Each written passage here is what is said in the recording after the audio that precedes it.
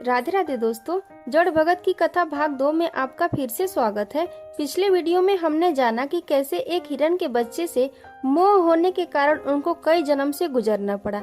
आइए जानते हैं इसके बाद क्या हुआ। जड़ भरत की पिता की मृत्यु के पश्चात माँ भी चल बसी। कुटुंब में रह गए भाई और भाभियां जड़ भरत के साथ बहुत बुरा व्यवहार करती थी।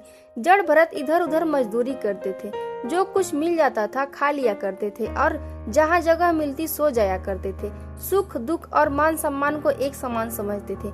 भाइयों ने जब देखा कि उनके छोटे भाई के कारण उनकी अप्रतिष्ठा हो रही है तो उन्होंने उन्हें खेती के काम में लगा दिया। जड़ भरत रात दिन खेतों की मेड़ों पर बैठकर खेतों की रखवाली करने लगे। वे शरीर से बड़े स्वस्थ और हट्टे कट्टे थे। उन्हीं दिनों एक डाकू संतान प्राप्ति के लिए एक मनुष्य की भद्रकाली को बलि देने जा रहा था, किंतु जब बलि का समय आया तो वह भाग गया। डाकू ने अपने आदमियों से कहा कि बलि के लिए किसी दूसरे मनुष्य को पकड़ कर लाए। डाकू के साथी किसी दूसरे मनुष्य की खोज में निकल पड़े।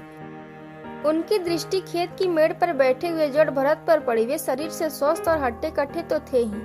डाकू के साथी उन्हें पकड़कर ले गए। डाकू सरदार ने जड़ भरत को सुस्वाद भोजन खिलाया, फिर उन्हें माला पहनाकर बलि के लिए भद्रकाली के सामने बैठा दिया। जय ही डाकू ने उन पर खड़ग चलाया, ते ही हुंकार के साथ देवी प्रकट हो गई। उन्होंने डाकू के हाथ से खड़ग छीनकर उसी खड़ग से उसका मस्तक काटकर फेंक दिया। यह देख डाकू के दूसरे साथी भाग गए। जड़ भरत पुनः खेत की मेड़ पर जाकर बैठ गए और पहले की भांति रखवाली करने लगे। एक दिन राजा राहुगढ़ पालकी पर बैठकर आत्मज्ञान की शिक्षा लेने के लिए कपिल मुनि के पास जा रहे थे। मार्ग में पालकी के एक कहार की मृत्यु हो गई। राजा राहुगढ़ ने अपने सेवकों से कहा कि कोई दूसरा कहार खोज कर लाए। राहुगढ़ के सेवक किसी दूसरे कहार की खोज में निकल पड़े। उनकी दृष्टि खेत की मेड़ पर बैठे हुए जड़ भरत पर पड़ी। सेवक उन्हें पकड़कर ले गए। जड़ भरत ने बिना कुछ आपत्ति किए हुए कहारों के साथ पालकी कंधे पर रख ली और बहुत संभल संभल कर चलने लगे। उनके पैरों के नीचे कोई जीव दब न जाए, इसीलिए उनके पैर डगमगा उठते थे। इससे राजा राहुगढ़ को झटका लगता था, उन्हें कष्ट होता था। राजा राहुगढ़ ने कहारों से कहा, क्यों जी तुम लोग किस तरह चल रहे हो? संभलकर सावधानी के साथ क्यों नहीं चलते? कहारों ने उत्तर दिया, महाराज हम तो सावधानी के साथ चल रहे हैं, किंतु यह नया कहार हमारे चलने में विघ्न पैदा करता है। इसके पैर रह रह कर डगमगा उठते हैं। राजा राहुगढ़ ने जड़ भरत को सावधान करते हुए कहा, क्यों भाई तुम ठीक से क्यों नहीं चलते? देखने में तो हट्टे कट्टे मालूम होते हो, क्या पालकी लेकर ठीक से चलना नहीं जाता? सावधानी से मेरी आज्ञा का पालन करो, नहीं तो दंड दूंगा।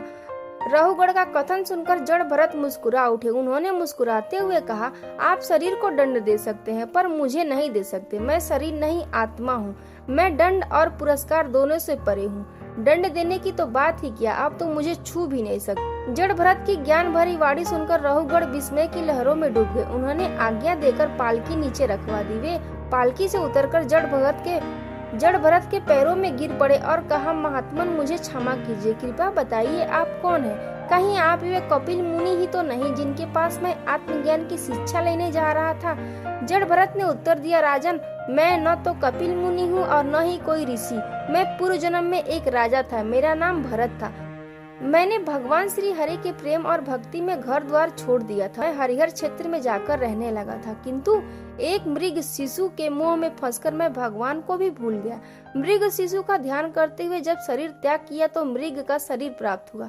मृग का शरीर प्राप्त होने पर भी भगवान की अनुकंपा से मेरा पूर्व जन्म का ज्ञान बना रहा। मैं ये सोचकर बड़ा दुखी हुआ कि मैंने कितनी अज्ञानता की थी। एक मृगी के बच्चे के मोह में फंसकर मैंने भगवान श्री हरि को भुला दिया था। राजन जब मैंने मृग शरीर का त्याग किया तो मुझे यह ब्राह्मण शरीर प्राप्त हुआ। ब्राह्मण शरीर का प्राप्त होने पर भी मेरा पूर्व जन्म का ज्ञान बना रहा। मैं ये सोचकर कि मेरा यह जन्म व्यर्थ न चला जाए, अपने को छिपाए हूँ। मैं दिन रात परमात्मा रूपी आत्मा में लीन रहता हूँ। मुझे शरीर का ध्यान बिल्कुल नहीं रहता। राजन इस जगत में कोई राजा है न कोई प्रजा है, न कोई अमीर है न कोई गरीब है, न कोई कृषकाय है न कोई स्थूलकाय है, न कोई मनुष्य है न कोई पशु है। सब आत्मा ही आत्मा है, ब्रह्म ही ब्रह्म है। राजन मनुष्य को ब्रह्म की प्राप्ति के लिए प्रयत्न करना चाहिए। यही मानव जीवन की सार्थकता है, यही श्रेष्ठ ज्ञान है और यही श्रेष्ठ धर्म है।